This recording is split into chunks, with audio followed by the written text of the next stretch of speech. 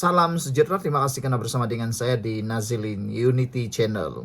Ini sebabnya Papa Gomo mohon maaf kepada Ketua Polis Negara dan Mahkamah serta diarah bayar kos sebanyak Rp5.000.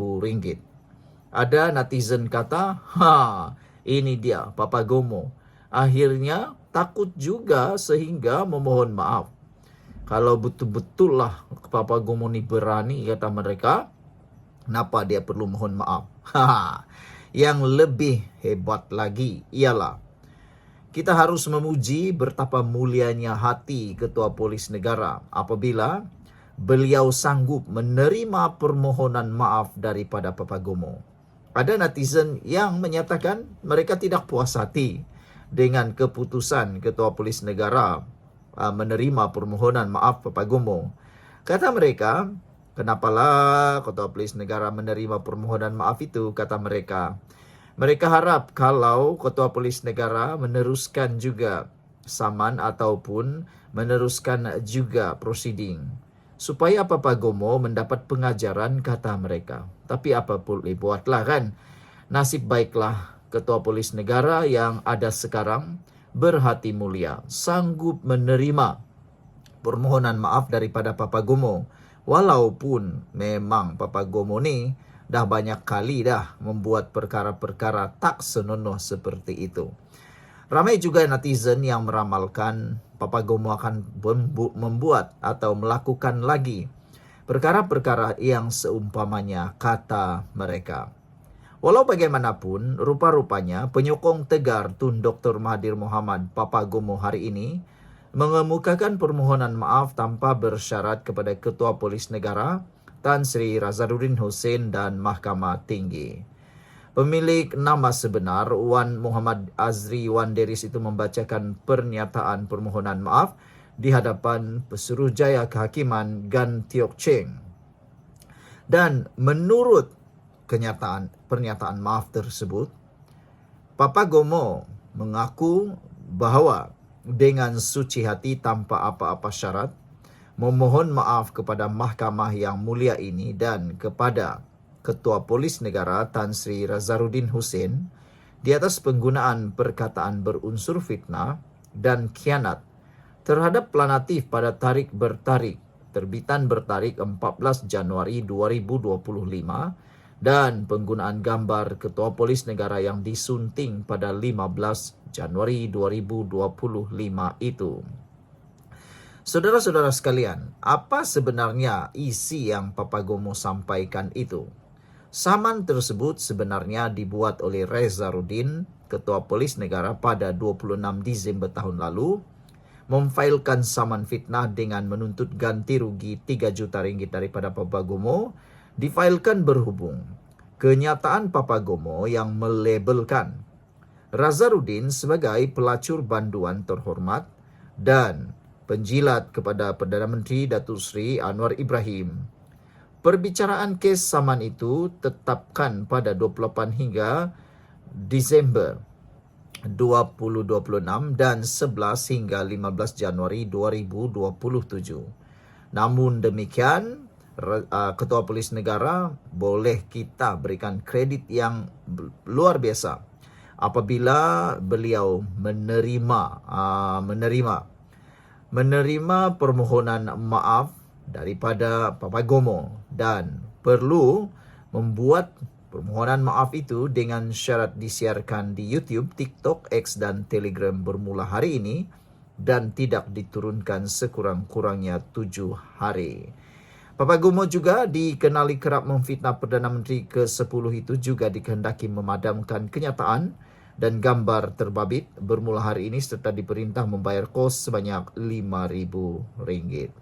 Papa Gomo mengaku janji tidak akan mengulangi sebarang kenyataan fitnah dan kesat terhadap Ketua Polis Negara dan memadamkan kenyataan bertarikh 14 dan 15 Januari itu. Sekian dulu untuk kali ini. Jangan lupa tinggalkan komen Anda. Salam sejahtera. Terima kasih kerana bersama dengan saya di Nazilin Unity Channel. Satu berita kabar angin yang paling mengejutkan di seluruh Malaysia ialah kabar angin kononnya Rafizi Ramli letak jawatan. Paling gah menyebarkan berita itu ialah para penyokong, pembangkang dan juga para pembenci kerajaan perpaduan. Penyokong-penyokong yang benci kerajaan perpaduan ini mengejek kerajaan perpaduan, kononnya udah mula berpecah belah. Tapi rupa-rupanya mereka itu terikut-ikut pula memfitnah. Apabila berita itu tersebar, diviralkan, mereka pun tumpang sekaki lah menyebarkan fitnah yang tidak tepat. Hari ini saya kongsikan kepada Anda bahwa Rafizi bukan letak jawatan, tapi beliau cuma bercuti. Orang nak bercuti pun dikata letak jawatan. Entah apa-apalah mereka nih. Menteri Ekonomi Rafizi Ramli sedang bercuti, kata seorang menteri kabinet susulan kabar angin yang mendakwa timbalan Presiden PKR itu telah meletakkan jawatan dalam kerajaan. Perdana Menteri Anwar Ibrahim memaklumkan mesyuarat kabinet hari ini bahwa Rafizi sedang bercuti beberapa hari. Tiada peletakan jawatan berlaku dan kabar angin ini sama sekali tidak benar, kata Menteri berkenan kepada Malaysia Kini, dengan syarat namanya tidak didedahkan. Keresahan mula timbul di kalangan pemimpin parti susulan keputusan pemilihan cabang yang menyaksikan beberapa sekutu rapat Rafizi tersingkir, memberi isyarat laluan getir buatnya dalam mempertahankan jawatan nombor 2 PKR dalam pemilihan kepimpinan pusat bulan depan. Sementara itu, Presiden PKR merangkap Perdana Menteri Anwar Ibrahim mengesahkan bahawa juru audit bebas telah dilantik untuk menyiasat aduan berkaitan ketidakteraturan dalam pemilihan parti. Ada aduan dibuat, kita ambil maklum dan sekarang juru audit antarabangsa sedang menyemak aduan sekiranya ada asas, katanya. Pengerusi jawatan kuasa pemilihan PKR Dr. Zaliha Mustafa berkata, pengundian semula akan diadakan pada 1 Mei bagi 4 cabang, iaitu Jempol, Selayang, Silam, dan Sempurna.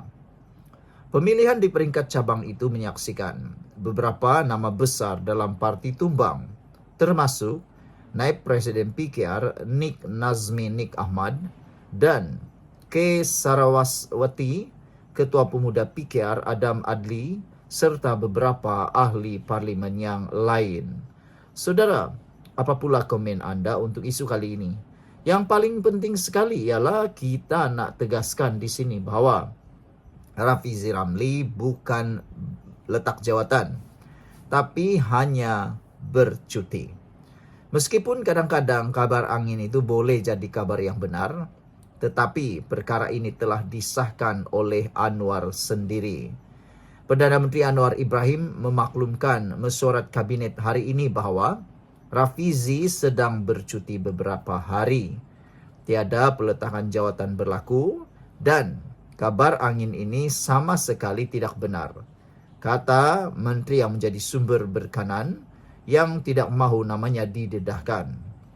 Jadi saudara-saudara sekalian, disahkan sekali lagi, mungkin para penyokong pembangkang yang gembira mendengar berita kononnya Rafizi letak jawatan, ini satu berita yang paling menyedihkan untuk mereka, yaitu Rafizi tidak letak jawatan. Kita jumpa lagi.